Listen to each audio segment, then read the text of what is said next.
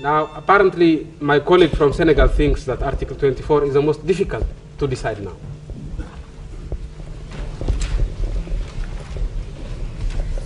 So he has no problems with the other articles, but he has problems on the issue of deciding where the headquarters should be.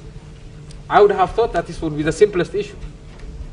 Whether it is Addis Ababa or Honolulu, that's a different story.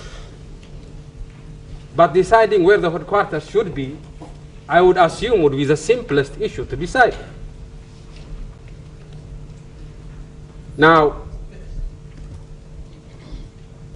it was people like Nyerere, Nkrumah, who decided that Addis Ababa should be the headquarters of the OAU.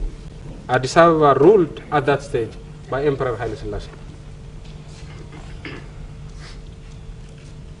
a person who could not but be very different ideologically from this new generation of African leaders. But there is one fact that nobody can deny. Irrespective of what government rules Ethiopia, Ethiopia has always been committed to African independence and liberation. Who trained Mandela? Emperor Haile Selassie, the reactionary, trained Mandela, the revolutionary. Mandela was trained in Ethiopia. Who supported Mugabe in his fight against Rhodesia? Mengistu. Internally, Mengistu was a butcher. But on the issue of Africa, Mengistu was as solid as Haile Selassie was. Ethiopia's commitment to Africa has not varied with governments. You could have Emperor Haile Selassie, and you could have Mengistu, and you could have a different government. Didn't matter.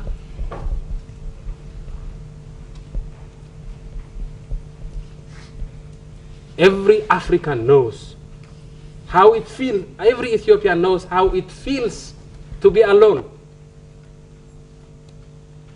We were alone on the table of the Europeans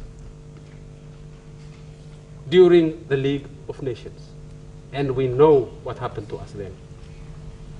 Now we are not alone. We have 53 African countries.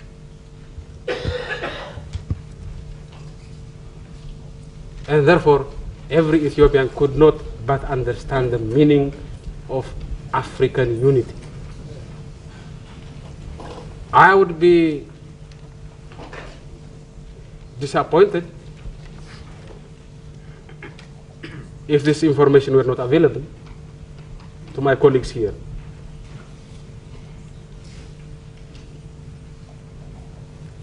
But if my colleagues are dissatisfied with the commitment of Ethiopia to Africa, I would hope that we would argue this matter openly and frankly. I would hope that those who might feel are better candidates than Ethiopia to host the OAU would come out in the open and claim so that we can discuss the matter on the basis of the merit of the proposals on the table. So I do not agree this is a complicated issue that needs further study to decide. This is a very simple issue. But I would agree that those who might think are better candidates for this union as headquarters would present their case openly and frankly, so that the merits and demerits of each position could be judged objectively. If this August Assembly decides that we have failed Africa, we are willing to accept that judgment. But we would hope that we would be given a fighting chance to prove that we have not failed Africa. And we cannot get that fighting chance unless the alternatives are presented openly and candidly. So by all means, let's discuss this issue. if there are candidates, alternative candidates, presented openly and candidly. Otherwise, to argue that this is the most complicated article in this constitutive document, and to suggest that this be postponed while the rest is approved, in my view, smacks of the economics of rent collection. Thank you, Mr. Chairman.